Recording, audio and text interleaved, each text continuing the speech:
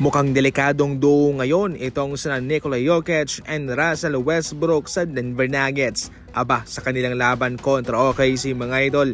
Muntik pang magkaroon ng triple-double itong si Russell Westbrook kasunod nitong kay Nikola Jokic na monster triple-double.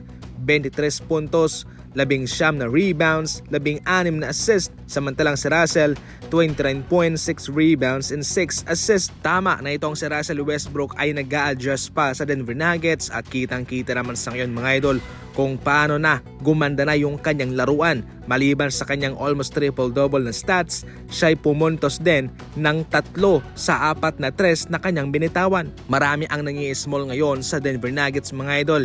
Pero ngayon kung mapapansin nyo, nako parang delikadong duo sina Russell Westbrook and Nikola Jokic. At higit sa lahat, kanilang pinutol na ang winning streak, ang malinis na record ng OKC Thunder. Inunang kinall out ni Coach JJ Redick itong si Gabe Vincent na nagkaroon daw ng 18 minutong paglalaro pero hindi man lang daw tumira.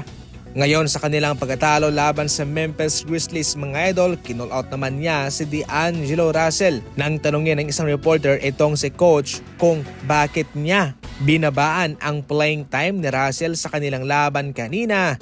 Ang sagot ni Coach JJ Redick, hindi nga siya labis na na-impress sa ipinakitang laro nitong si Russell sa mga laban nila. At tila ba bumalik daw sa dati itong si Russell mga idol at hindi sinunod ang kanyang bilin. Kaya hindi niya ito binigyan ng mataas na playing time at kanyang tinapyasan. Hindi pwedeng magpatuloy ito para sa Lakers at kinakailangan nilang hanapan ito ng solusyon o remedyo man lang upang maiwasan na mga idol ang mga gantong pangyayari.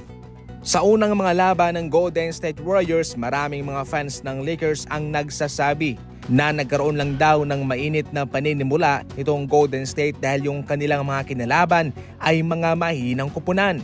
Maski man yung mga NBA fans at mga eksperto, ganyan din ang sinasabi.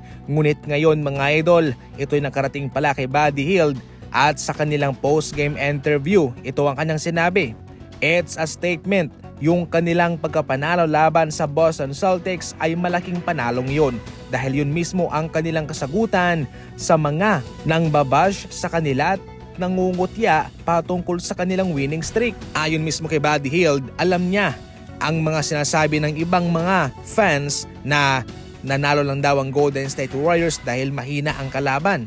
Pero ngayon, ang panalong ito ay ang tatapos sa kanilang mga pinagsasabi patungkol sa kanila sa Golden State Warriors. Kabilang nga itong si Buddy Hield mga idol sa mga tumulong sa Warriors para kanilang makuha ang panalo laban sa defending champion. Nagmitsa ng mataas pa na kalamangan ang kanyang tres kanina mga idol na siyang labis pang bumaon sa Boston Celtics.